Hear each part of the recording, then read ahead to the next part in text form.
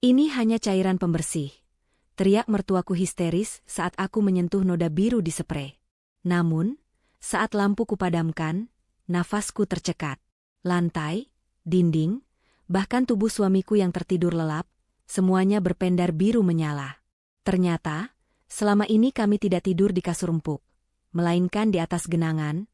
Sebelum ceritanya dimulai, silahkan tulis di kolom komentar dari daerah mana saja teman-teman yang menonton cerita ini. Jangan lupa like dan subscribe agar channel ini bisa semakin berkembang dan bisa mempersembahkan cerita yang lebih menarik lagi. Rumah besar di kawasan elit Menteng itu berdiri angkuh, seolah menatap rendah siapapun yang melintas di depannya. Dinding-dindingnya yang dicat putih gading selalu tampak baru, tanpa setitik pun debu yang berani menempel. Disinilah Maudy Larasati kini tinggal, terperangkap dalam sangkar emas yang disebut pernikahan. Baru 3 bulan Maudy menyandang status sebagai Nyonya Bramantio, istri dari Reza Bramantio, pengusaha muda yang digilai banyak wanita. Namun, alih-alih merasa seperti ratu, Maudy merasa seperti tamu yang tak diundang di rumah mertuanya sendiri, Ibu Titik Wulandari. Pukul 7.45 pagi. Seperti biasa, alarm tak kasat mata di kepala Maudy berbunyi. Ia harus segera keluar dari kamar tidur utama. "Maudy, kau sudah selesai berpakaian." Suara itu terdengar dari balik pintu kayu jati yang kokoh. Halus, sopan, namun memiliki nada imperatif yang tak bisa dibantah. Itu suara Ibu Titik. Maudy merapikan blazernya dengan tergesa, menyambar tas kerjanya di atas meja rias. Ia menatap pantulan dirinya di cermin. Wajahnya tampak lelah, ada bayangan hitam tipis di bawah matanya yang ia coba samarkan dengan concealer. "Sudah, Bu. Sebentar lagi saya keluar." Maudy menoleh ke arah tempat tidur. Spray sutra putih itu sudah berantakan. Reza masih di kamar mandi, bersiap-siap. Rutinitas pagi di rumah ini memiliki aturan yang aneh. Sebuah hukum tak tertulis yang ditegakkan dengan tangan besi oleh Ibu Titik. Tidak ada yang boleh berada di kamar tidur utama setelah pukul 8 pagi hingga pukul 17 sore. Maudy membuka pintu. Di sana, Ibu Titik sudah berdiri tegak. Penampilannya selalu sempurna, rambut disanggul rapi tanpa sehelai pun anak rambut yang keluar, mengenakan kebaya modern yang membalut tubuhnya yang masih ramping di usia 50-an. Di tangannya, ia memegang sebuah kunci kuningan besar. Sarapan sudah siap di bawah. "Reza mana?" tanya Ibu Titik, matanya tidak menatap Maudy, melainkan menyapu pandangan ke dalam kamar di belakang punggung menantunya. Tatapannya tajam, seolah memindai setiap inci lantai parket yang terlihat. "Masih mencukur kumis, Bu," jawab Maudy. "Katakan padanya untuk bergegas. Cleaning service khusus akan datang 15 menit lagi. Ibu harus memastikan kamar ini steril," ucap Ibu Titik dingin. Maudy menahan napas. Inilah yang selalu membuatnya sesak. Ibu Titik memiliki obsesi kebersihan yang tidak wajar. Ia tidak mengizinkan pembantu rumah tangga biasa menyentuh kamar anak dan menantunya. Ia mengklaim menyewa jasa pembersih profesional khusus, yang tidak pernah Maudy lihat wajahnya, karena Maudy selalu sudah berangkat kerja saat mereka datang. "Bu," Maudy mencoba memberanikan diri, "sebenarnya saya bisa membersihkan kamar kami sendiri. Lagi pula, privasi kami." "Privasi?" Ibu Titik memotong cepat, bibirnya menyunggingkan senyum tipis yang tidak mencapai mata. "Maudy, sayang, kamu wanita karir. Kamu sibuk. Reza memiliki alergi debu yang sangat parah sejak kecil. Sedikit saja ada tungau atau bakteri di sprei itu, asma Reza bisa kambuh dan berakibat fatal. Apakah kamu mau bertanggung jawab jika suamimu mati tercekik napasnya sendiri, karena kamu tidak becus menyapu?" Argumen itu lagi, kartu as yang selalu dimainkan Ibu Titik, kesehatan Reza. Saat itu Reza keluar dari kamar mandi, wangi aftershave menyeruak. Wajahnya segar, tapi matanya tampak sayu. "Pagi, Bu," sapa Reza, mencium pipi ibunya dengan patuh. "Ayo turun, Reza. Ibu kunci kamarnya sekarang," perintah Ibu Titik. Reza menurut begitu saja, menarik tangan Maudy untuk berjalan menjauh. Di belakang mereka, terdengar bunyi klik yang berat dan final. Suara kunci diputar 2 kali. Maudy menoleh sekilas. Ibu Titik tidak langsung pergi. Wanita itu berdiri mematung di depan pintu kamar mereka yang terkunci, mengelus gagang pintunya dengan tatapan posesif yang membuat bulu kuduk Maudy meremang. Malam itu, jam dinding menunjukkan pukul 2 dini hari. Hujan turun deras di luar, menciptakan irama monoton yang biasanya membuat orang terlelap. Namun, Maudy terjaga. Ia berbaring miring, menatap wajah suaminya. Reza Bramantio adalah definisi pria sempurna secara fisik. Rahang tegas, hidung mancung, dan kulit bersih.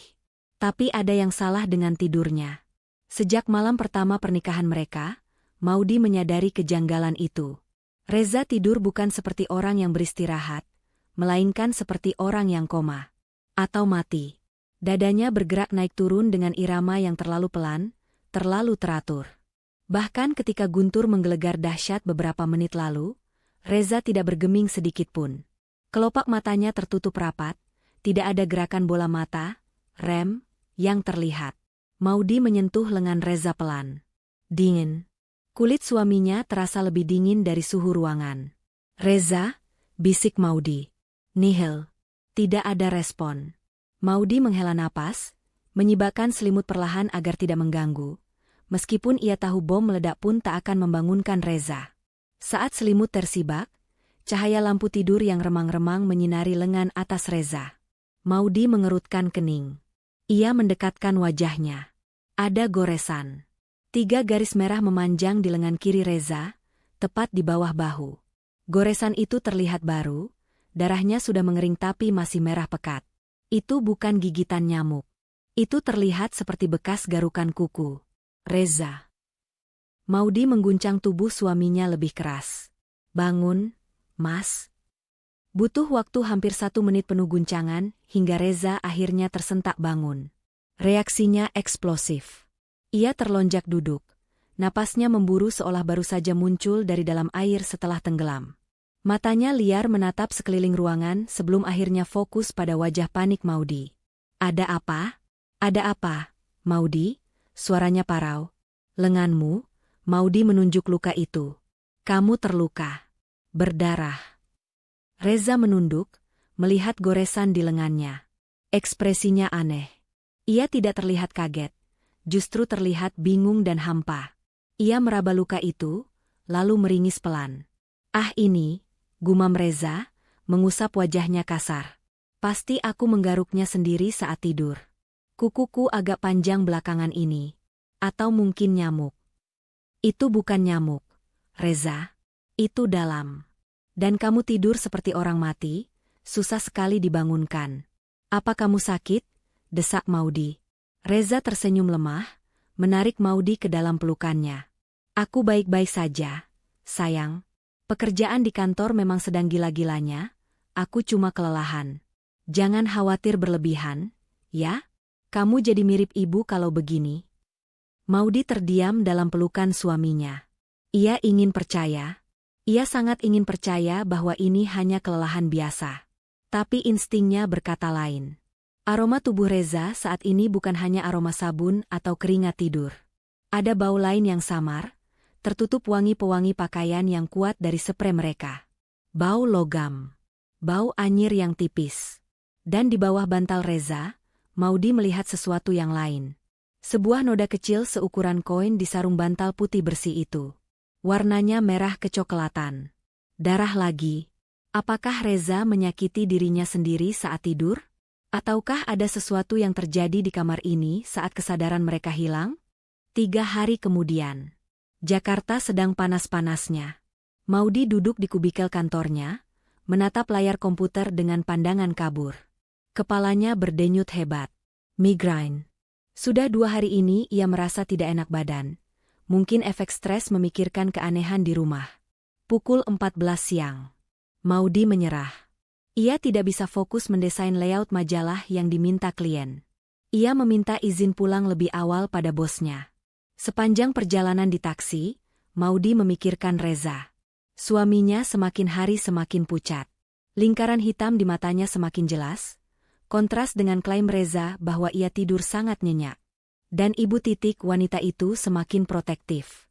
Kemarin Maudy melihat Ibu Titik memberikan segelas susu hangat pada Reza sebelum tidur, menatap putranya minum sampai tetes terakhir dengan senyum yang sulit diartikan.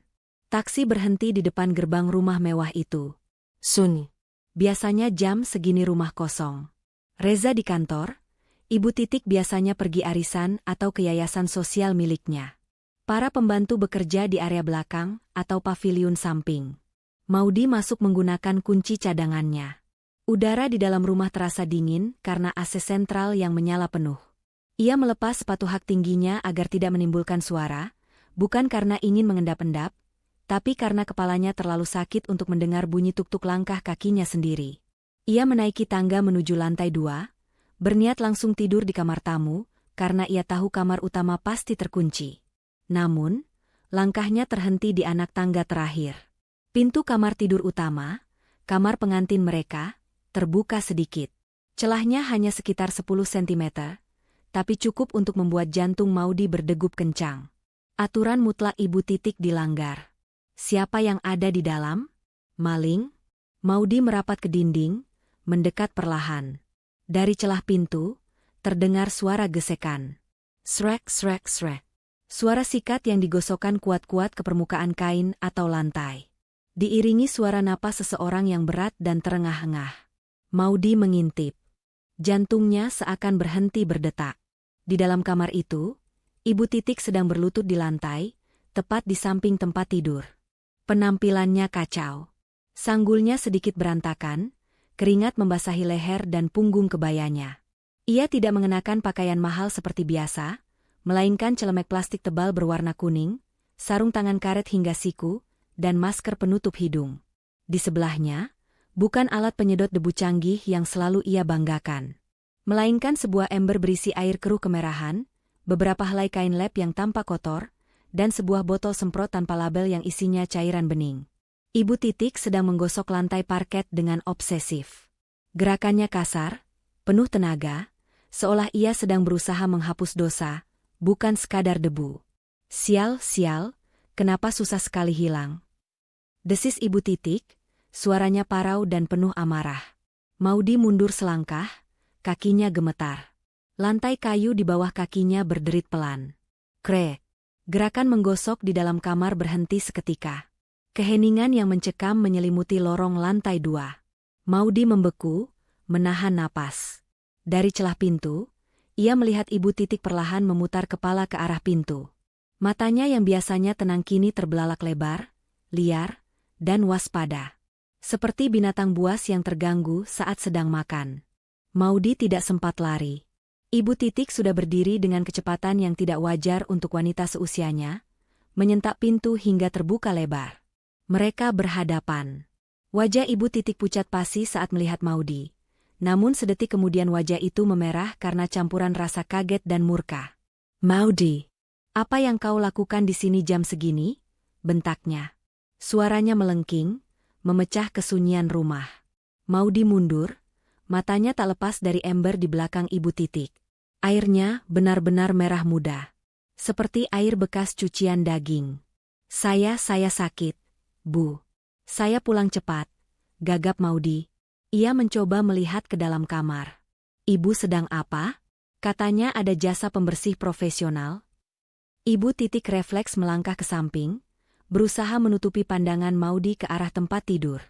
Tapi Maudi sudah sempat melihatnya. Spray di kasur mereka belum terpasang. Kasur spring bed mahal itu telanjang. Dan di bagian tengah kasur, ada noda basah yang besar. Ruangan itu gordennya tertutup rapat. Sangat gelap, hanya diterangi lampu dari lorong.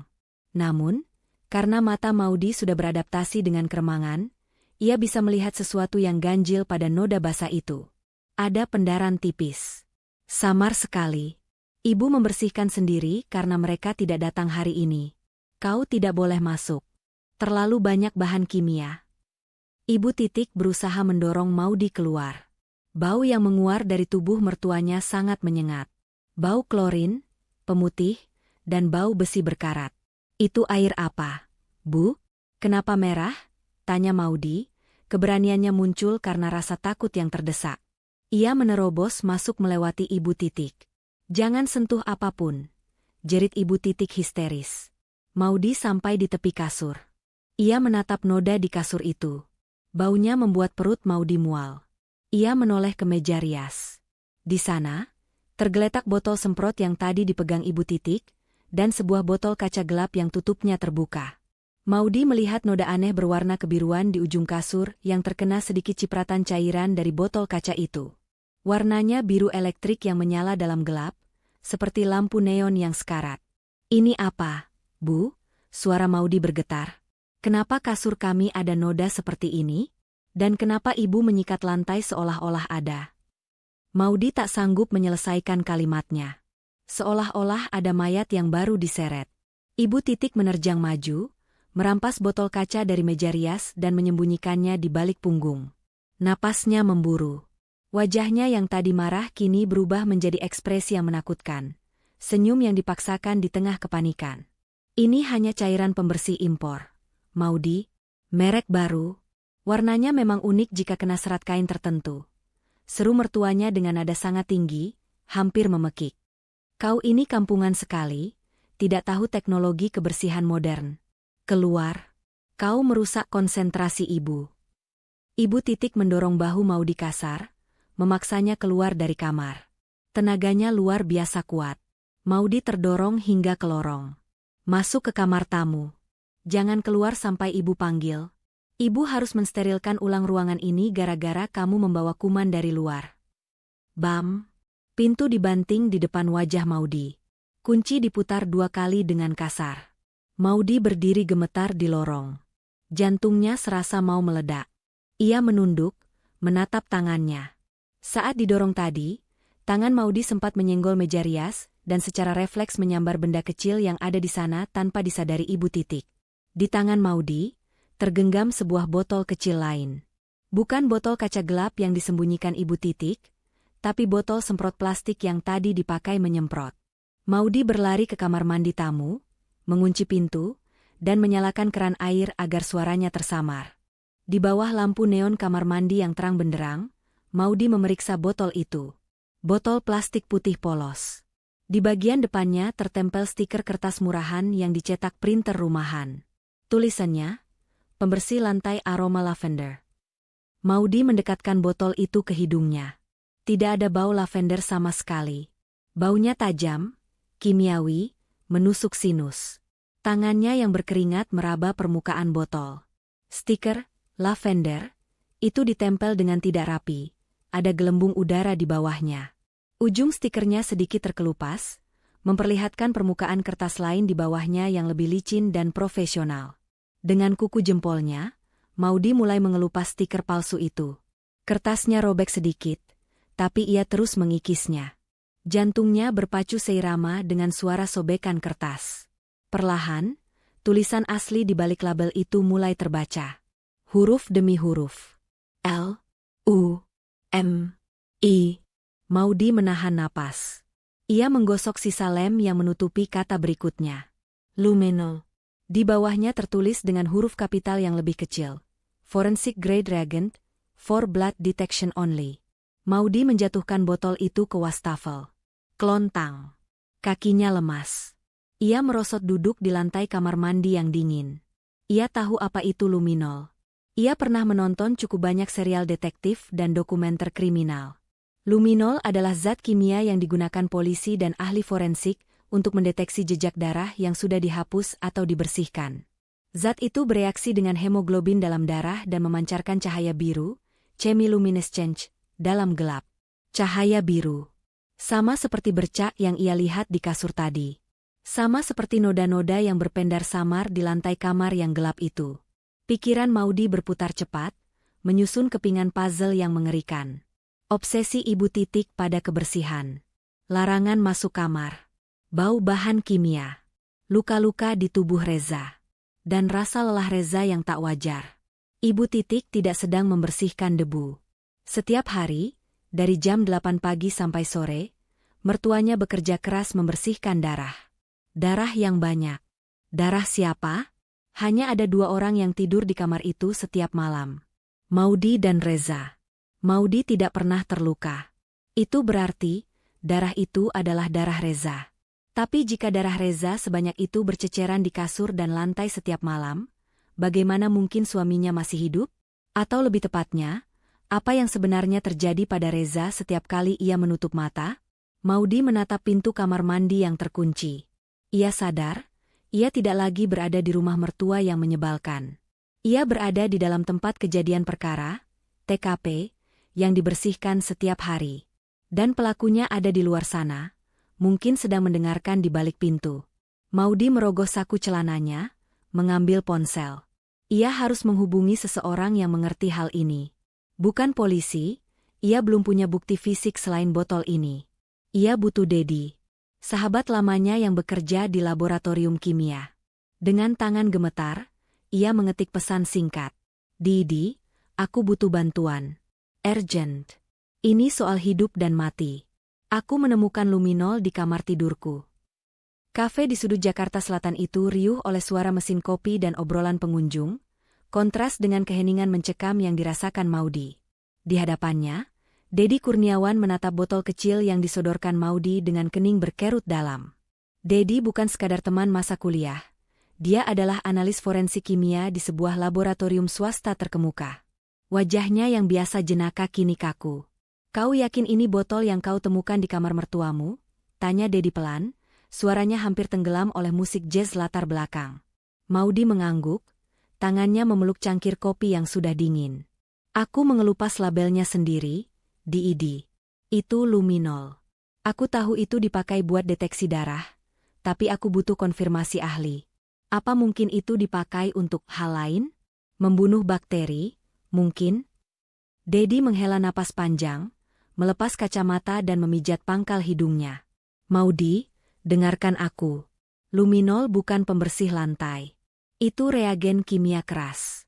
Harganya mahal dan sulit didapat oleh warga sipil tanpa izin khusus. Fungsinya sangat spesifik, bereaksi dengan zat besi dalam hemoglobin. Dedi mencondongkan tubuh ke depan, merendahkan suaranya. Kalau mertuamu cuma ingin membunuh kuman, dia bisa pakai pemutih atau disinfektan rumah sakit. Tapi kalau dia pakai luminol, dia tidak sedang membersihkan kuman. Dia sedang mencari sisa-sisa yang tidak terlihat mata telanjang. Dia ingin memastikan tidak ada satu molekul pun jejak biologis yang tertinggal. Jejak biologis. Maudi mengulang kata itu dengan lidah keluh. Darah, Maudi.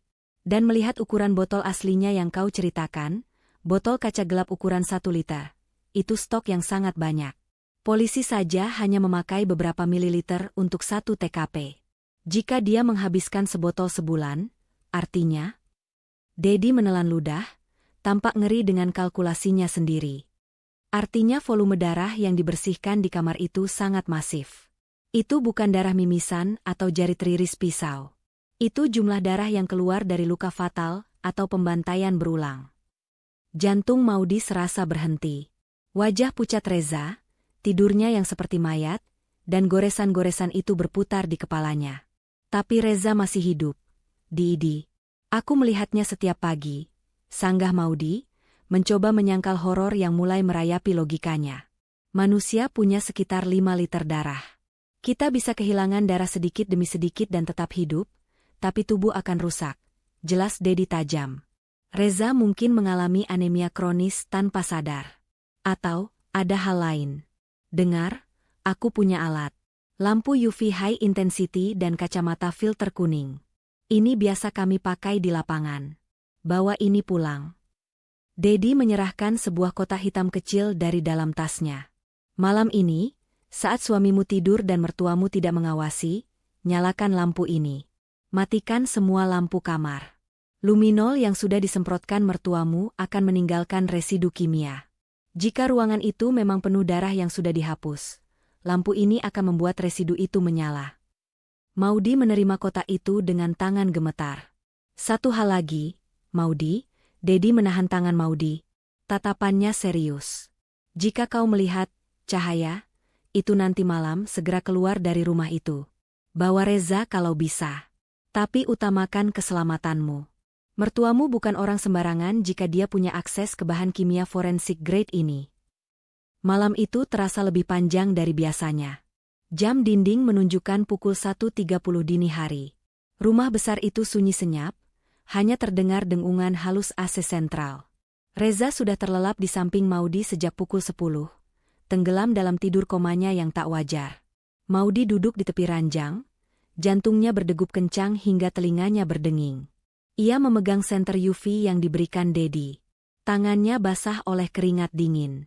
Ia menatap pintu kamar. Terkunci dari dalam. Aman. Tapi ia tahu Ibu Titik punya kunci duplikat. Ia harus cepat. Perlahan, Maudy bangkit dan berjalan ke saklar lampu. Klik. Kamar menjadi gelap gulita. Gorden tebal menghalau cahaya bulan dari luar. Kegelapan total menyelimuti ruangan, membuat napas Maudy terasa berat. Ia kembali ke tengah ruangan, mengenakan kacamata filter kuning yang diberikan Dedi, lalu menyalakan senter UV itu. Sinar ungu kebiruan memancar dari ujung senter, menembus kegelapan. Maudy mengarahkan senter ke lantai di dekat tempat tidur, tempat ia melihat Ibu Titik menggosok lantai tempo hari. Maudy membekap mulutnya sendiri untuk menahan jeritan. Lantai parket kayu yang di siang hari terlihat coklat mengkilap dan bersih sempurna, kini berubah menjadi kanvas horor. Bercak-bercak biru neon berpendar di mana-mana. Bukan hanya 1 atau 2 titik, tapi kubangan. Ada pola seretan yang memanjang dari sisi tempat tidur menuju kamar mandi dalam. Maudy mengarahkan senter ke dinding di atas kepala tempat tidur. Dinding itu penuh dengan cipratan. Ribuan titik-titik kecil bercahaya biru, seperti rasi bintang yang mengerikan. Cipratan arterial spray, pola semburan darah yang muncrat dari pembuluh darah yang pecah. Ia mengarahkan senter ke arah Reza yang sedang tidur. Selimut putih itu tampak bersih di bawah cahaya biasa. Tapi di bawah sinar UV, selimut itu seperti peta bencana. Ada pulau-pulau besar bekas noda yang berpendar di sekitar dada dan leher Reza. Bahkan di piyama yang Reza kenakan, ada bekas noda tangan, noda telapak tangan yang mencengkram bagian perut. Ukuran telapak tangan itu kecil. Ukuran tangan wanita. Air mata Maudy menetes.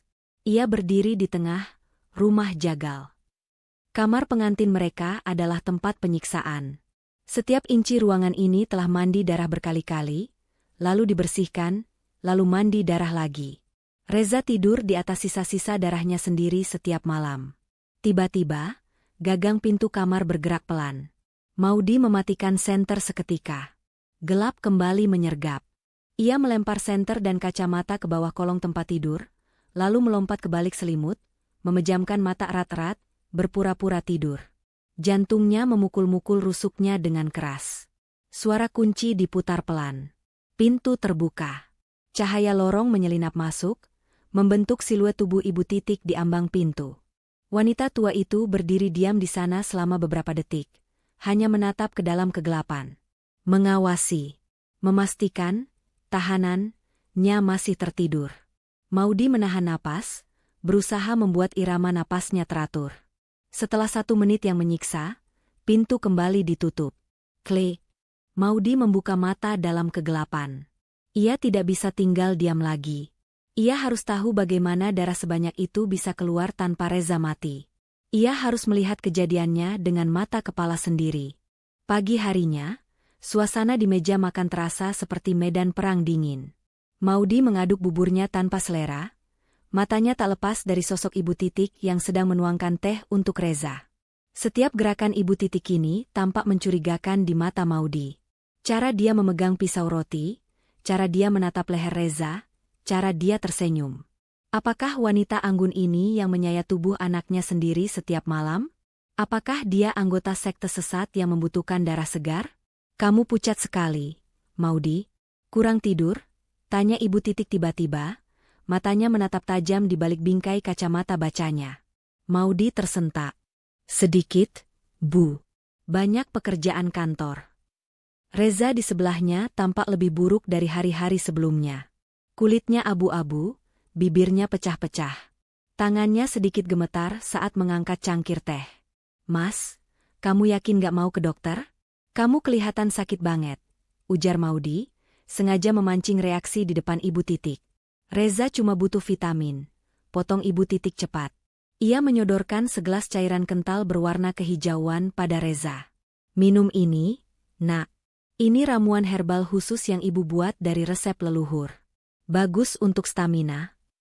Reza menurut seperti kerbau dicocok hidung. Ia meneguk habis cairan itu. Maudy melihatnya dengan ngeri. Apa isi gelas itu? Obat bius? Pengencer darah? Bu, saya rasa Reza butuh cek darah lengkap. Saya bisa antar dia nanti siang, desak Maudi. Prang. Ibu Titik menjatuhkan sendok perak ke piringnya dengan keras. Suara denting itu membuat Reza terlonjak kaget. Maudi, suara Ibu Titik rendah tapi penuh ancaman. Kau baru 3 bulan di sini. Jangan sok tahu tentang kesehatan anakku. Aku yang mengandung, melahirkan, dan merawatnya selama 30 tahun. Aku tahu apa yang dia butuhkan. Dokter-dokter itu hanya akan memberinya obat kimia yang merusak ginjal. Herbal ibu adalah yang terbaik. Tapi Bu. Sudah, sayang, Reza menengahi, suaranya lemah. Ibu benar. Aku merasa lebih baik setelah minum jamu ibu kok. Jangan ribut pagi-pagi. Maudi menatap suaminya dengan rasa frustrasi yang memuncak. Reza sudah dicuci otak total. Atau mungkin efek obat itu membuatnya terlalu pasif untuk melawan. Maudi sadar ia tidak bisa melawan Ibu Titik secara frontal. Mertuanya memegang kendali penuh atas rumah, makanan, dan pikiran Reza. Satu-satunya cara adalah mendapatkan bukti konkret yang tidak bisa disangkal oleh siapapun, bahkan oleh Reza sendiri. Ia harus merekam apa yang terjadi di jam hantu itu. Jam-jam di mana kesadaran Reza hilang dan darah mulai tumpah. Kesempatan itu datang 2 hari kemudian. Ibu Titik pergi ke pertemuan sosialitanya, dan Reza masih di kantor. Maudi pulang lebih awal dengan alasan sakit perut, alasan klasik yang mulai sering ia gunakan. Ia membawa sebuah kotak kecil yang ia beli secara daring. Sebuah kamera pengintai, spycam, berukuran sangat kecil, berbentuk seperti kepala sekrup hitam. Alat itu dilengkapi dengan sensor gerak dan night vision, penglihatan malam. Maudi masuk ke kamar tidur utama. Jantungnya berpacu. Ia merasa seperti pencuri di kamarnya sendiri. Ia menarik kursi rias, memanjatnya untuk menjangkau ventilasi AC yang menghadap langsung ke tempat tidur. Tangannya gemetar saat ia menempelkan kamera itu di sela-sela kisi ventilasi. Sudutnya sempurna. Kamera itu bisa menangkap seluruh area tempat tidur dan sebagian lantai di sekitarnya. Ayo menempellah. Gumam Maudi, keringat dingin membasahi pelipisnya. Tiba-tiba, terdengar suara langkah kaki di tangga. Langkah yang cepat dan tegas. Maudi membeku. Itu suara langkah Ibu Titik. Kenapa dia pulang secepat ini? Maudi, kau di dalam. Suara Ibu Titik terdengar dari balik pintu. Maudi panik. Ia segera melompat turun dari kursi, nyaris tergelincir. Ia menggeser kursi kembali ke tempatnya dengan cepat, lalu menyambar majalah di meja rias dan duduk di tepi kasur, berusaha mengatur napas. Pintu terbuka. Ibu Titik berdiri di sana, menatap Maudi dengan curiga. Pandangannya menyapu ruangan, lalu berhenti pada kursi rias yang posisinya sedikit miring, tidak presisi seperti biasanya. Mata elang wanita tua itu menyipit. Kenapa tidak menyahut? Tanya Ibu Titik dingin. Saya sedang pakai headphone, Bu. Maaf, bohong Maudi, menunjuk earphone yang tergeletak di meja.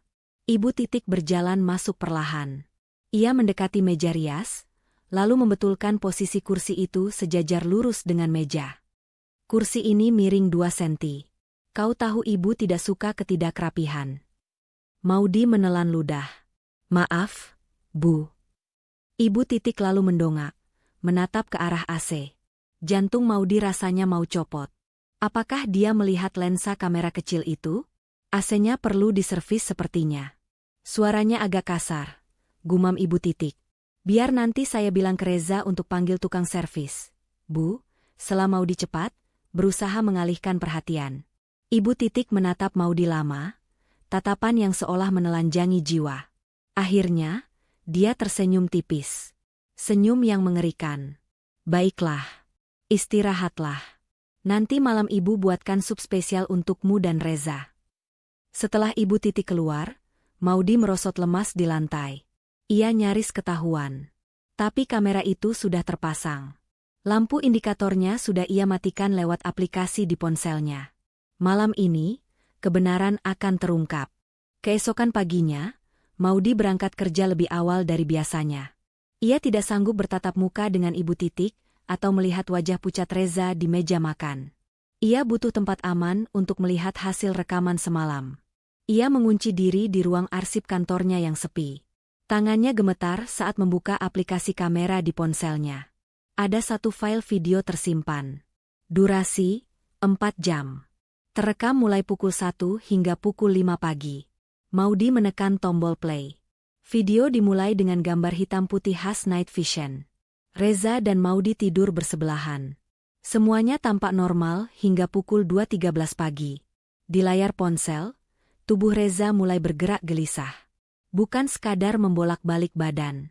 Gerakannya tersentak-sentak, seperti boneka kayu yang ditarik talinya dengan kasar. Tiba-tiba, Reza duduk tegak.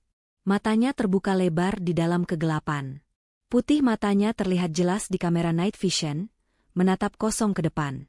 Maudy di dalam video masih tertidur lelap. Kemungkinan besar efek spesial semalam yang membuatnya tidur mati. Apa yang terjadi selanjutnya membuat Maudy menutup mulutnya dengan tangan, menahan muntah dan tangis. Reza tidak diserang oleh siapapun. Reza mulai memukul wajahnya sendiri. Budi. Pukulan itu keras, bertenaga penuh. Reza menonjok tulang pipinya, lalu mencakar dadanya sendiri dengan kuku. Ia merobek piyamanya, lalu menggaruk kulit dadanya hingga terlihat cairan gelap, darah, mulai mengalir deras. Wajahnya datar, tanpa ekspresi, tanpa suara kesakitan. Seperti robot yang diprogram untuk menghancurkan diri sendiri. Kemudian, Reza membenturkan kepalanya ke headboard kayu tempat tidur. Sekali, 2 kali, 3 kali. Darah mulai muncrat ke dinding, membentuk pola cipratan yang mau dilihat dengan sinar UV kemarin. Ya Tuhan, Reza. Isak Maudy di ruang arsip. Suaminya sedang menghancurkan dirinya sendiri dalam tidur. Pukul 2.30 di rekaman. Pintu kamar terbuka. Ibu Titik masuk. Maudy mengira mertuanya akan panik. Tapi tidak. Ibu Titik masuk dengan tenang, mengenakan celemek plastiknya. Ia membawa tas medis. Ibu Titik mendekati Reza yang sedang menggigiti lengannya sendiri seperti binatang buas. Dengan gerakan yang terlatih dan cepat, Ibu Titik menyuntikkan sesuatu ke leher Reza. Dalam hitungan detik, tubuh Reza lemas dan jatuh terkulai. Ibu Titik menangkap tubuh anaknya sebelum membentur lantai. Lalu, wanita itu melakukan sesuatu yang membingungkan. Dia memeluk kepala Reza yang berdarah ke dadanya, mengelus rambutnya yang basah oleh keringat dan darah, lalu mencium keningnya. Di video itu, terlihat bibir Ibu Titik bergerak-gerak, seolah menyanyikan lagu Nina Bobo, sambil menangis. Air matanya menetes ke wajah Reza. Setelah beberapa menit menangis, ekspresi Ibu Titik berubah dingin kembali. Ia membaringkan Reza, lalu mulai bekerja. Ia menjahit luka robek di lengan Reza dengan cekatan, seperti seorang dokter bedah. Ia membersihkan darah di wajah Reza, mengganti perbannya, lalu mengganti piyama Reza dengan yang baru. Setelah Reza diperbaiki, Ibu Titik mulai membersihkan kamar. Ia menyemprotkan cairan dari botol kaca, luminol, ke dinding dan lantai, menggosoknya dengan gila-gilaan sampai bersih. Ia mengganti sprei yang penuh darah dengan sprei baru yang identik. Proses itu memakan waktu 2 jam. Pukul 4.30, kamar sudah kembali, sempurna. Reza tidur tenang seolah tak terjadi apa-apa. Ibu Titik keluar membawa kantong plastik berisi sprei kotor dan alat medis, mengunci pintu dari luar. Video berakhir. Maudy meletakkan ponselnya di meja. Seluruh tubuhnya menggigil. Teorinya salah. Ibu Titik bukan menyiksa Reza. Ibu Titik justru menyelamatkan Reza setiap malam. Reza memiliki kelainan jiwa atau penyakit tidur yang mengerikan, dan ibunya berusaha menutupi itu semua sendirian. Membersihkan darah, menjahit luka, menjaga rahasia agar Reza bisa hidup normal di siang hari. Rasa bersalah menghantam dada Maudy. Ia telah menuduh wanita tua itu sebagai monster, padahal dia adalah ibu yang menderita melihat anaknya hancur setiap malam. Namun, di balik rasa kasihan itu, ada pertanyaan baru yang muncul di benak Maudy. Pertanyaan yang lebih logis. Jika Reza sakit parah seperti itu, kenapa tidak dibawa ke rumah sakit? Kenapa disembunyikan? Dan kenapa Reza sendiri tidak sadar kalau badannya penuh luka jahitan di pagi hari? Obat apa yang diberikan Ibu Titik hingga Reza mati rasa total? Dan yang paling penting, kenapa penyakit ini baru muncul setelah mereka menikah dan tinggal di rumah ini? Maudi teringat kata-kata Dedi, mertuamu bukan orang sembarangan. Ia harus pulang. Ia harus bicara dengan Ibu Titik. Bukan untuk melabrak, tapi untuk membantu. Mereka harus membawa Reza ke dokter spesialis, sebelum Reza benar-benar membunuh dirinya sendiri dalam tidur. Tapi Maudi tidak tahu bahwa niat baiknya itu justru akan mengantarnya pada kebenaran yang jauh lebih gelap daripada sekadar penyakit tidur. Maudi memacu mobilnya membelah kemacetan Jakarta dengan pikiran kacau. Video Reza yang menyakiti diri sendiri terus berputar di kepalanya. Rasa benci dan curiganya pada Ibu Titik ini bermetamorfosis menjadi rasa iba yang menyesakan. Ia membayangkan betapa berat beban yang ditanggung wanita tua itu sendirian. Sesampainya di rumah, Maudi mendapati Ibu Titik sedang duduk di ruang tengah, melipat pakaian Reza yang baru disetrika. Wajahnya tenang, seolah semalam ia tidak baru saja menjahit kulit anaknya sendiri. "Ibu," panggil Maudi. Suaranya serak. Ibu Titik menoleh, keningnya berkerut melihat mata Maudi yang sembab. "Kau pulang cepat lagi? Ada apa?"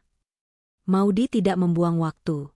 Ia berjalan mendekat, duduk di sofa seberang Ibu Titik, dan meletakkan ponselnya di atas meja. Layarnya masih menampilkan thumbnail video rekaman CCTV itu. "Saya tahu, Bu," ucap Maudi pelan. "Saya tahu apa yang terjadi pada Reza setiap malam." Ibu Titik terdiam. Tangannya yang sedang memegang kemeja putih Reza berhenti bergerak. Keheningan yang berat menggantung di antara mereka. Udara terasa menipis. "Apa maksudmu?" tanya Ibu Titik datar, matanya tak lepas dari ponsel Maudi. "Saya memasang kamera, aku Maudi." Ia menekan tombol play. Video itu mulai berputar.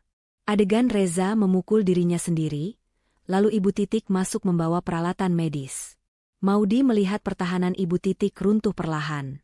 Bahu wanita yang selalu tegak itu merosot. Wajah angkuhnya retak, digantikan oleh ekspresi kelelahan yang luar biasa. Ia tidak marah. Ia tidak berteriak. Perlahan, air mata menetes dari mata tua itu. "Matikan," bisik Ibu Titik. "Tolong matikan." Ibu tidak sanggup melihatnya. Maudi mematikan ponselnya.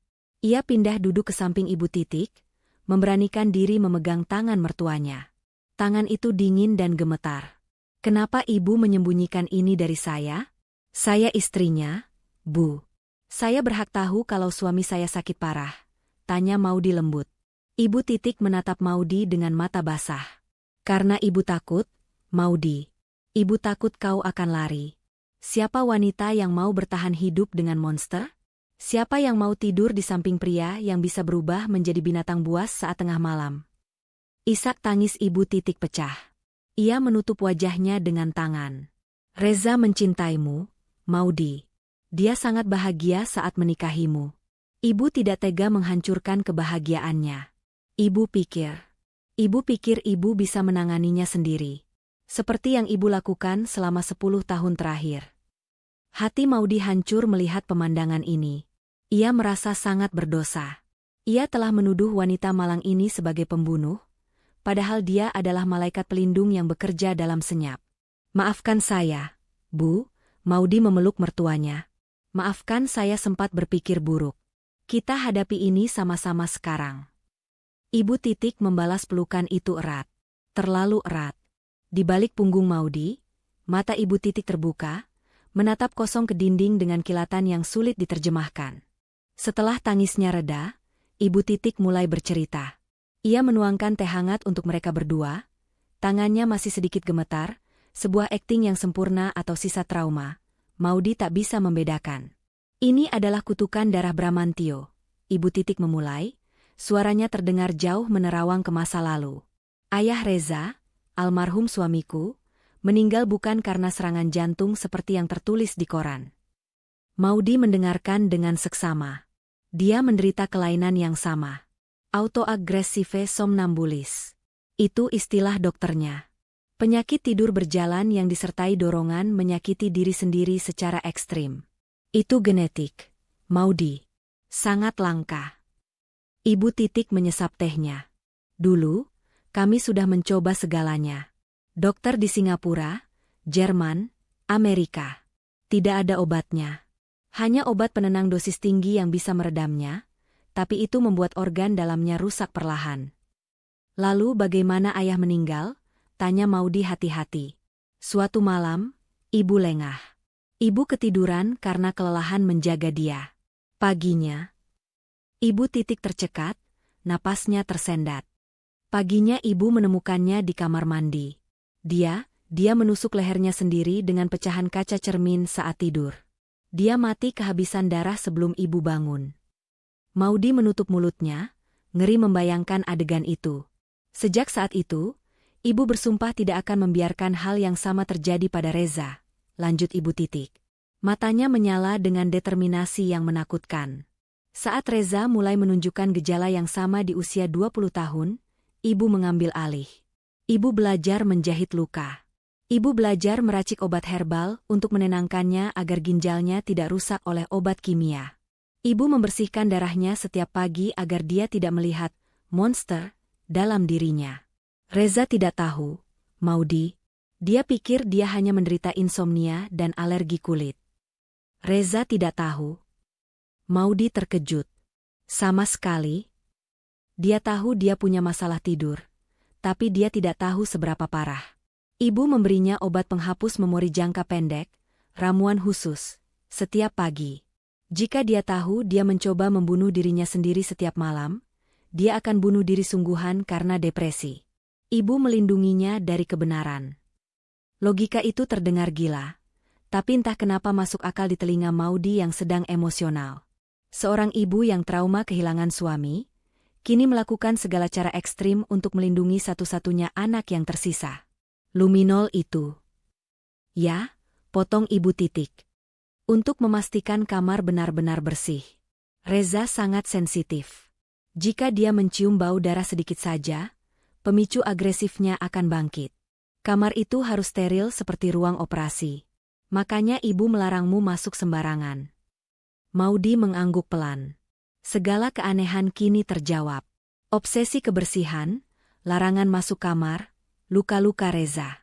Semuanya demi cinta. Cinta yang sakit, tapi tetap cinta.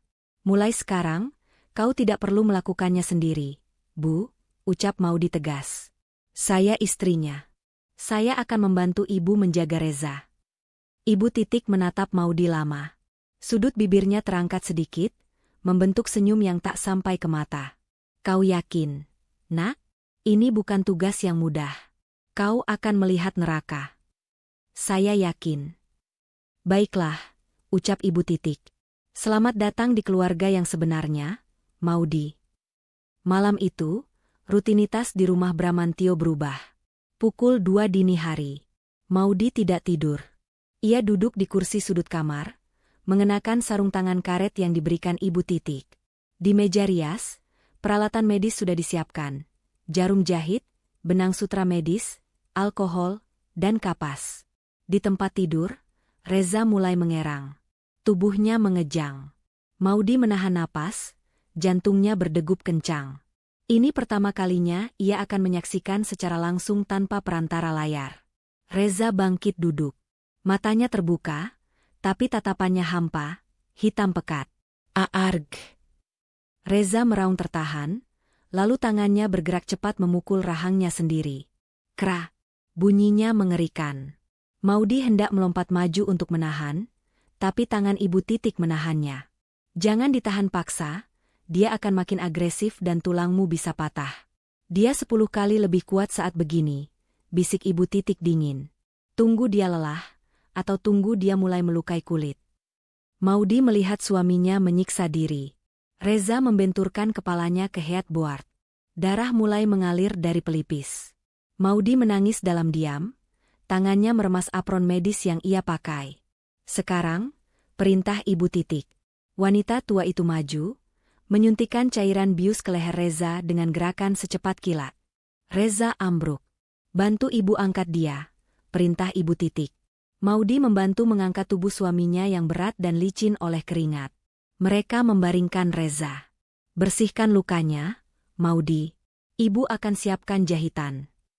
Maudi, dengan tangan gemetar, mengusap darah di wajah suaminya dengan kapas alkohol. Bau besi menyeruak, bercampur dengan bau anyir keringat. Ia merasa mual, tapi ia memaksakan diri. Ini demi Reza. Ini demi Reza.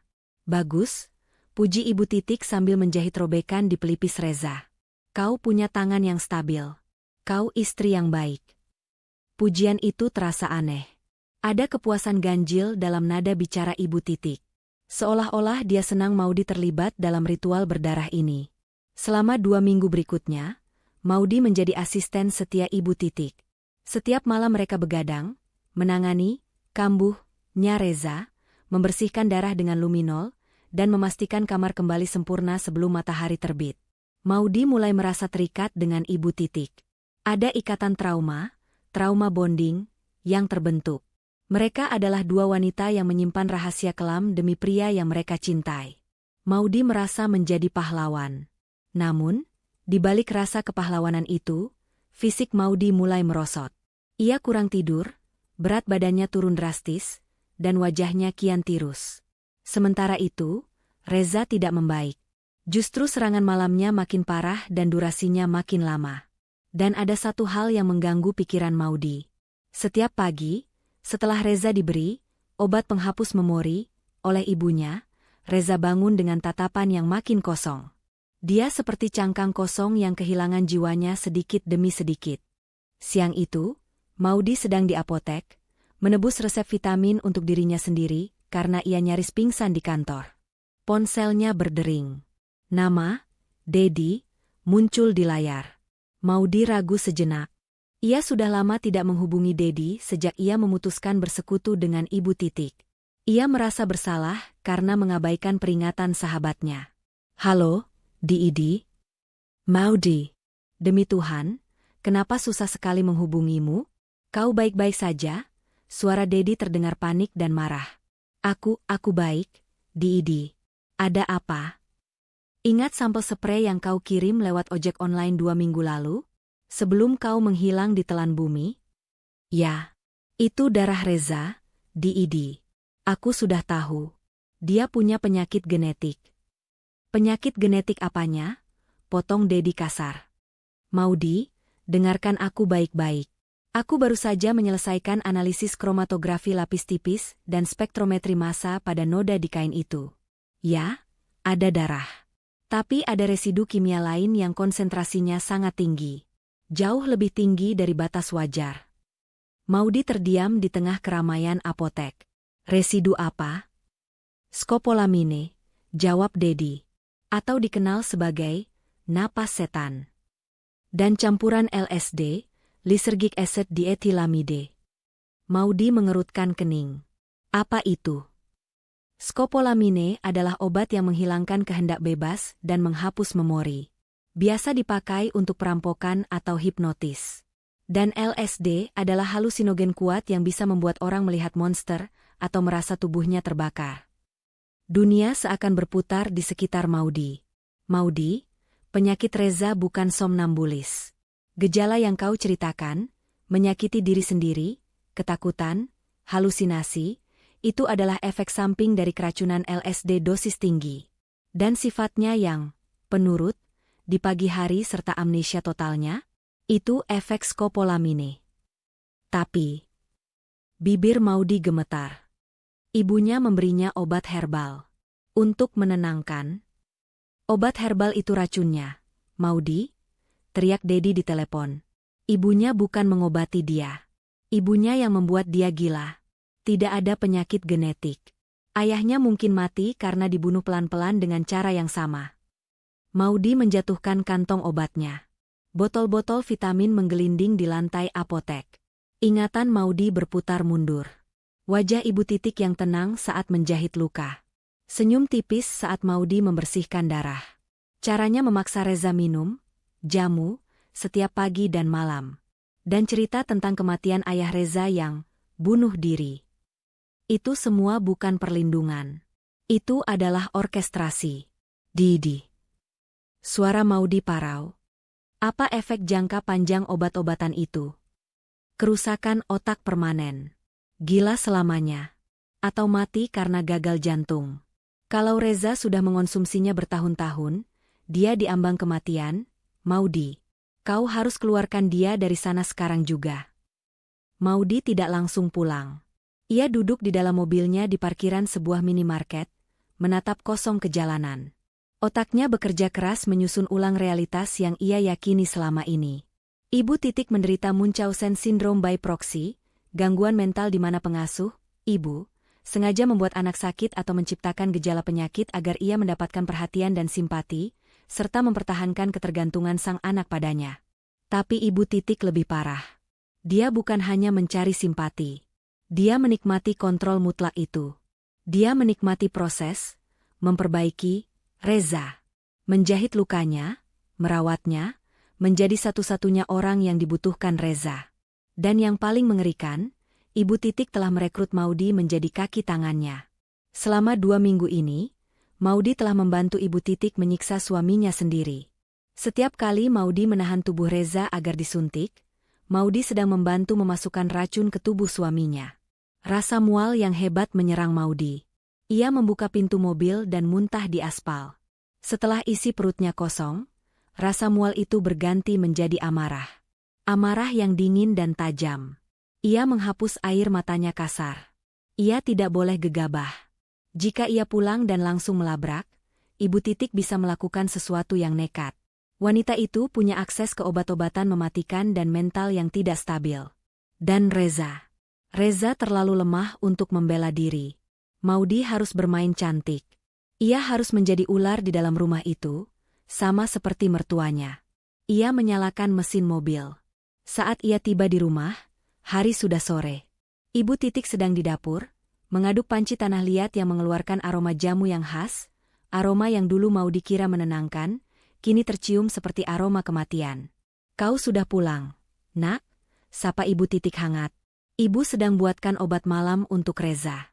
Dan ibu buatkan sedikit untukmu juga, supaya kau lebih rileks nanti malam saat kita bekerja. Maudi berjalan mendekat, memaksakan senyum termanis yang pernah ia buat seumur hidupnya. Ia berdiri di samping wanita yang perlahan membunuh suaminya itu. Terima kasih, Bu, kata Maudi lembut. Baunya enak sekali. Apa saja isinya? Ah, rahasia keluarga, jawab Ibu Titik sambil tersenyum, memasukkan bubuk dari sebuah toples kecil tak berlabel ke dalam panci. Hanya akar-akaran dan cinta seorang ibu. Maudi menatap bubuk itu. Scopolamine.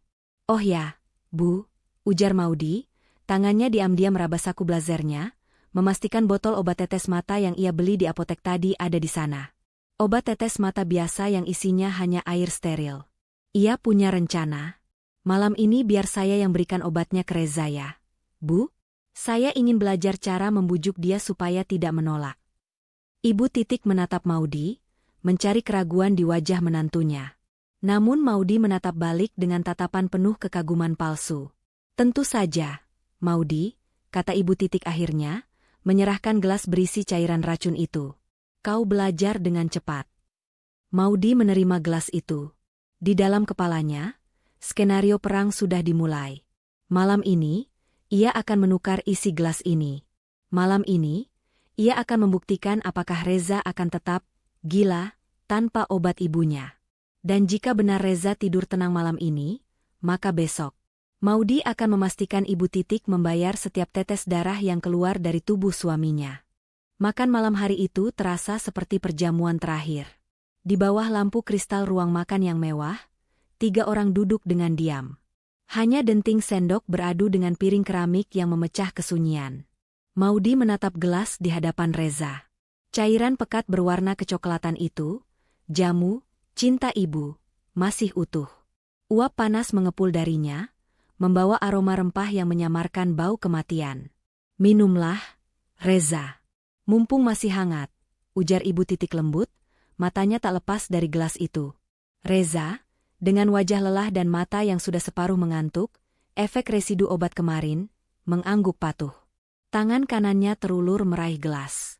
Jantung Maudi berdegup kencang. Ia harus bertindak sekarang. Tunggu, Mas, Sela Maudi cepat. Ia menyenggol lengan Reza, secara tidak sengaja, dengan siku, cukup keras hingga tangan Reza tersentak dan gelas itu terguling. Prang! Gelas pecah di lantai marmer. Cairan jamu tumpah, menggenang seperti lumpur hitam. Ya ampun. Maaf, Mas. Aku canggung sekali, seru Maudi dengan nada panik yang dibuat-buat. Ia segera berlutut, memunguti pecahan kaca. Wajah Ibu Titik berubah drastis. Matanya membelalak, rahangnya mengeras. Untuk sesaat, topeng keibuannya retak, memperlihatkan kemurkaan murni. Maudi, apa yang kau lakukan? Itu obat penting, bentaknya. Suaranya tidak lagi halus, melainkan tajam dan kasar. Reza terkejut melihat reaksi ibunya. Bu, tidak apa-apa. Cuma tumpah. Maudi tidak sengaja. Ibu Titik menarik napas panjang, berusaha mengembalikan kendali dirinya. Ia memejamkan mata sejenak, lalu tersenyum kaku. Maaf. Ibu kaget. Itu, bahan-bahannya susah didapat. Nak, ibu harus meraciknya berjam-jam. Biar aku buatkan teh manis hangat saja sebagai gantinya ya. Bu, kasihan Reza kalau harus menunggu ibu meracik lagi. Dia sudah mengantuk.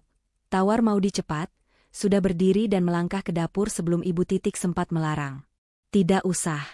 Biar ibu. Sudah, Bu. Ibu duduk saja.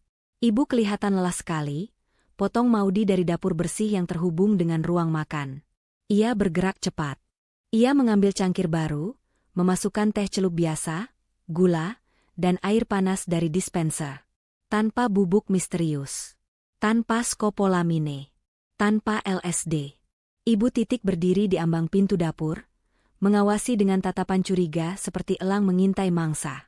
Namun, ia tidak bisa menemukan alasan logis untuk mencegah menantunya membuat teh biasa. Maudi menyerahkan teh itu pada Reza. Ini, Mas. Minum ya. Reza menerima cangkir itu, meniupnya sedikit, lalu meneguknya. Maudi menahan napas, berdoa dalam hati agar Ibu Titik tidak nekat memasukkan sesuatu ke dalam makanan tadi. Terima kasih, sayang, gumam Reza. Ibu Titik menatap Reza yang menghabiskan teh itu dengan tatapan dingin, tak terbaca. Baiklah, habiskan. Lalu segera tidur. Ingat, nanti malam kita punya pekerjaan. Maudi, pastikan kau siap jam 2. Baik, Bu, jawab Maudi. Mereka naik ke lantai 2. Seperti biasa, Ibu Titik mengantar mereka sampai depan pintu, menunggu mereka masuk, lalu mengunci pintu dari luar. Klik, klik. Bunyi kunci itu biasanya membuat Maudi merasa terperangkap. Tapi malam ini, bunyi itu terdengar seperti lonceng dimulainya pertarungan. Di dalam kamar, Reza langsung merebahkan diri. Rasanya aneh, gumamnya. Biasanya setelah minum jamu ibu, kepalaku langsung berat dan gelap. Malam ini, aku merasa lebih sadar. Cuma capek biasa. Maudi duduk di sampingnya, mengusap rambut suaminya. Tidurlah, Mas. Tidur yang nyenyak. Malam ini kamu akan mimpi indah. Aku janji. Reza tersenyum lemah, lalu memejamkan mata. Maudi tidak tidur. Ia duduk di kursi sudut, menatap jam dinding. Jarum jam bergerak lambat menyiksa. Pukul 12. Pukul 1. Biasanya, jam segini Reza sudah mulai gelisah. Tubuhnya akan mulai kejang, efek halusinogen mulai bekerja membakar saraf-saraf otaknya, memaksanya melihat monster yang tidak ada. Tapi malam ini, hening. Dada Reza naik turun dengan irama teratur. Napasnya panjang dan halus. Tidak ada keringat dingin. Tidak ada igauan ketakutan. Wajahnya damai, kedamaian yang sudah bertahun-tahun direnggut paksa oleh ibunya sendiri. Air mata Maudi menetes. Dedi benar. Reza tidak sakit. Suaminya sehat. Satu-satunya penyakit di rumah ini adalah Ibu Titik. Pukul 2.15 dini hari. Seharusnya ini adalah jam puncak. Jam di mana Reza biasanya sedang menghantamkan kepalanya ke dinding atau mencakar kulitnya sendiri hingga koyak. Maudi mendekati tempat tidur. Ia mengguncang bahu Reza pelan. Mas. Reza bangun. Reza mengerang pelan, lalu membuka mata. Ia mengerjap, tampak bingung tapi sadar sepenuhnya. Maudi, jam berapa ini? Kenapa gelap sekali? Maudi menutup mulut Reza dengan tangannya. SSSD. Jangan berisik. Dengarkan aku baik-baik. Mas Reza merasa sakit? Ada dorongan ingin memukul diri sendiri. Reza terdiam, merasakan tubuhnya sendiri. Ia bangun dan duduk. Tidak. Aku merasa segar. Aneh sekali. Biasanya jam segini aku tidak ingat apa-apa, atau bangun dengan badan remuk redam besok paginya. Kenapa? Maudi menatap mata suaminya lekat-lekat. Ia tidak punya banyak waktu. Mas, kamu tidak punya penyakit genetik. Kamu tidak gila. Semua luka di badanmu, semua, serangan, malam itu karena ibu. Maudi, jangan mulai lagi. Reza terlihat tersinggung. Aku menukar obatmu tadi malam. Mas? Bisik Maudi tegas, mencengkeram bahu suaminya. Jamu yang selalu ibu kasih itu racun. Isinya LSD dan obat bius. Itu yang membuatmu halusinasi dan menyakiti diri sendiri. Malam ini kamu minum teh biasa buatan aku, dan lihat, kamu baik-baik saja. Kamu tidak mengamuk. Reza tertegun. Logikanya berperang hebat. Ia melihat tangannya sendiri, lalu meraba bekas jahitan di pelipisnya yang masih nyeri. Fakta bahwa ia sadar total jam 2 pagi tanpa rasa sakit adalah bukti yang tak terbantahkan. Selama 10 tahun, ia tidak pernah merasakan kejernihan pikiran seperti ini di malam hari. Tapi kenapa? Suara Reza bergetar, matanya mulai berkaca-kaca. Kenapa ibu melakukan itu? Dia merawatku. Dia tidak merawatmu, Mas. Dia menyandera hidupmu. Dia membuatmu sakit supaya kamu tidak pernah bisa meninggalkannya. Tiba-tiba, terdengar suara langkah kaki di lorong. Langkah kaki yang terburu-buru. Maudi melirik jam. Pukul 2.30 ibu datang. Mungkin dia curiga karena tidak mendengar suara gaduh dari dalam kamar. Biasanya kamar ini sudah penuh teriakan tertahan dan benturan tubuh. Dia datang, desis Maudi. Mas, berpura-puralah tidur. Apapun yang terjadi, jangan bergerak sampai aku beri kode. Kita harus membuatnya lengah. Kita lari saja, Maudi. Reza hendak turun dari ranjang. Pintu dikunci dari luar. Mas, kita tidak bisa keluar kecuali dia membukanya. Cepat tidur. Reza kembali berbaring, menarik selimut sebatas dada. Maudi berlari ke posisi siaganya di sudut ruangan, mengenakan sarung tangan karet, berpura-pura sedang mempersiapkan alat medis. Suara kunci diputar. Klik, klik. Pintu terbuka. Ibu berdiri di sana. Di tangan kanannya, ia menjinjing tas medis. Di tangan kirinya, ia memegang botol kaca gelap, luminol. Wajahnya tampak bingung. Alisnya bertaut. Ia mengharapkan kekacauan. Ia mengharapkan darah. Tapi kamar itu sunyi. Bersih. Maudi, panggil Ibu suaranya rendah dan curiga. Kenapa sepi sekali? Apa dia sudah kambuh? Maudi berdiri, berusaha menutupi gemetar di lututnya. Belum, Bu. Reza, dia tidur nyenyak sekali. Aneh. Ibu melangkah masuk, menutup pintu di belakangnya tapi, untungnya, lupa menguncinya kembali karena bingung. Ia berjalan cepat ke sisi tempat tidur, menatap Reza yang memejamkan mata. Tidak mungkin, gumam Ibu. Dosisnya sudah dinaikkan.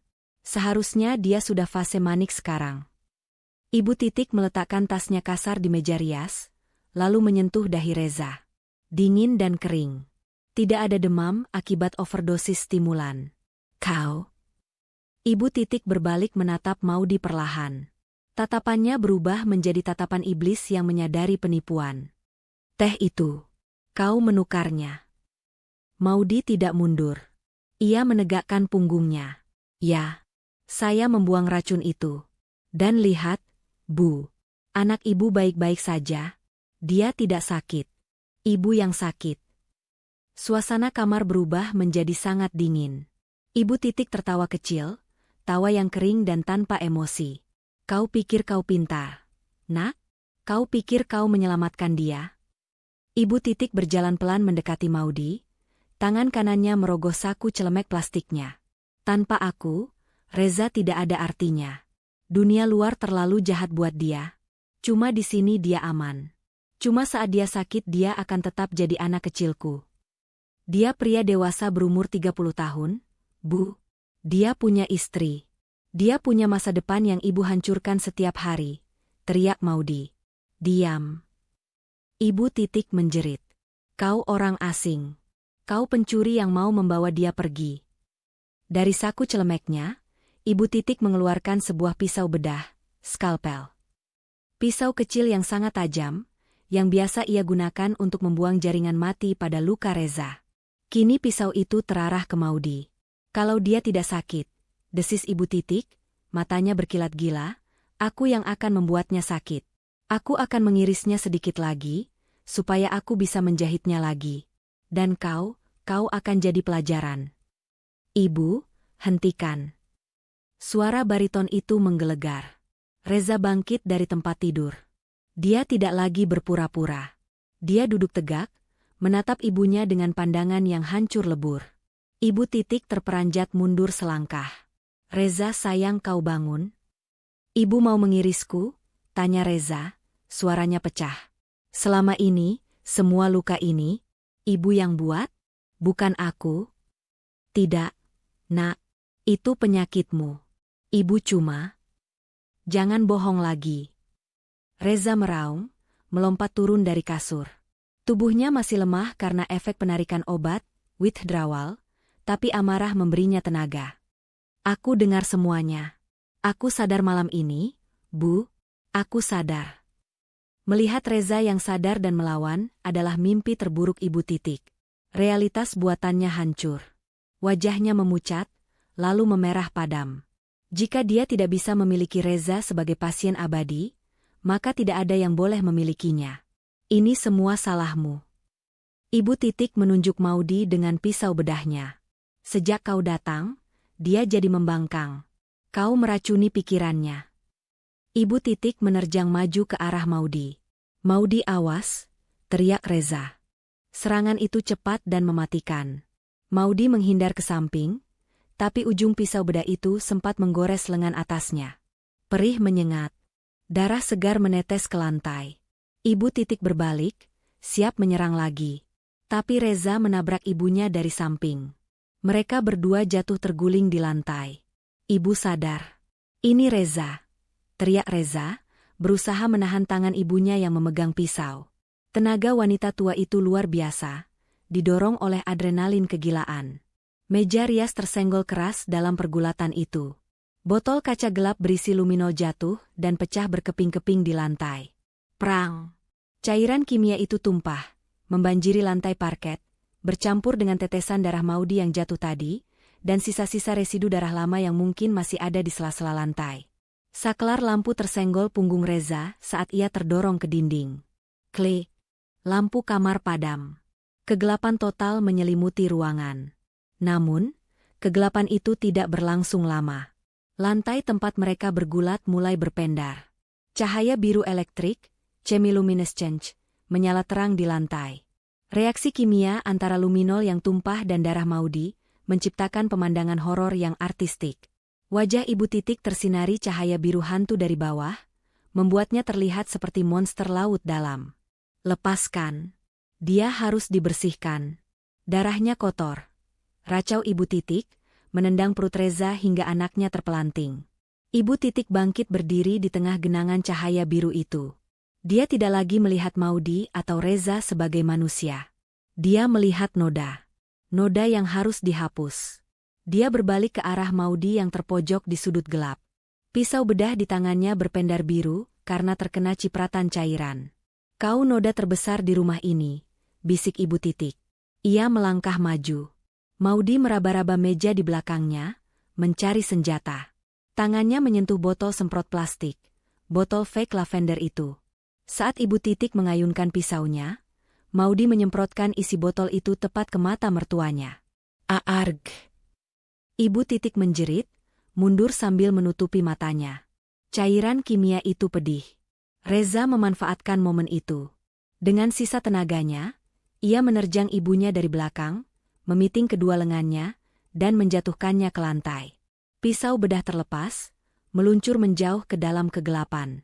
Maudy, lari. Panggil bantuan. Teriak Reza sambil menahan tubuh ibunya yang meronta-ronta liar seperti orang kerasukan. Aku tidak akan meninggalkanmu. Lari. Maudy berlari ke pintu, memutarnya, tidak terkunci. Ia menghambur keluar ke lorong, menuruni tangga sambil merogoh ponsel di saku celananya yang robek. Ia menekan tombol panggilan darurat. Halo, polisi. Saya butuh bantuan di Jalan Menteng. Mertua saya mencoba membunuh kami. Cepat. Di lantai atas, suara teriakan dan barang pecah masih terdengar. Maudy tidak lari keluar rumah. Ia berlari ke dapur, mengambil tali tambang yang biasa dipakai menjemur pakaian di halaman belakang, lalu berlari kembali ke atas. Ia tidak akan membiarkan suaminya berjuang sendirian melawan iblis itu. Saat Maudy kembali ke kamar yang berpendar biru itu, ia melihat pemandangan yang memilukan. Ibu Titik sudah berhenti meronta. Ia menangis histeris dalam pitingan Reza. Jangan tinggalkan ibu, Reza. Jangan tinggalkan ibu. Ayahmu jahat. Dia mau pergi, makanya ibu buat dia tidur selamanya. Kamu jangan pergi juga. Reza menangis, memeluk ibunya dari belakang dengan erat, bukan sebagai anak, tapi sebagai sipir yang menahan tawanan. Wajahnya basah oleh air mata, diterangi cahaya biru dari lantai yang penuh dosa. Sudah, Bu, isak Reza. Sudah selesai. Sirine polisi memecah keheningan pagi di kawasan elit itu. Lampu rotar merah biru memantul di dinding-dinding putih rumah besar Bramantio, bersaing dengan cahaya matahari terbit. Maudy duduk di ambang pintu ambulans, lengannya diperban. Dedi, yang datang tak lama setelah polisi, berdiri di sampingnya, memberikan segelas air mineral. Kau nekat, Maudy. Benar-benar nekat, ujar Dedi, menggelengkan kepala. Aku tidak punya pilihan, Didi, jawab Maudy lemah. Di kejauhan, dua petugas polisi menggiring Ibu Titik keluar. Wanita itu mengenakan baju pasien rumah sakit jiwa, jaket pengekang. Dia tidak meronta. Tatapannya kosong, senyum aneh terpatri di wajahnya. Saat melewati Maudy, dia berhenti sejenak.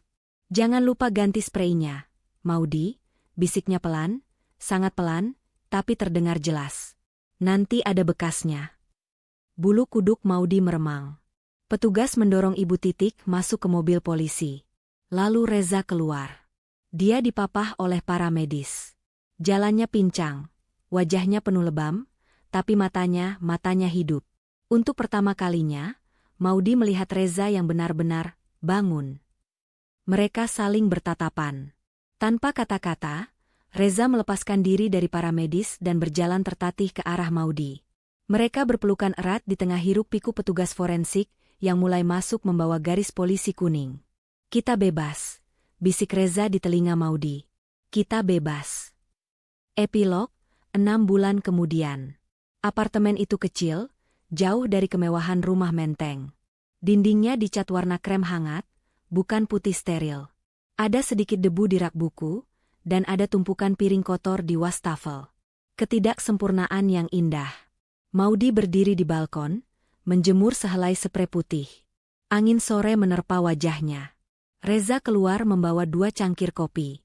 Dia terlihat lebih kurus, tapi lebih sehat.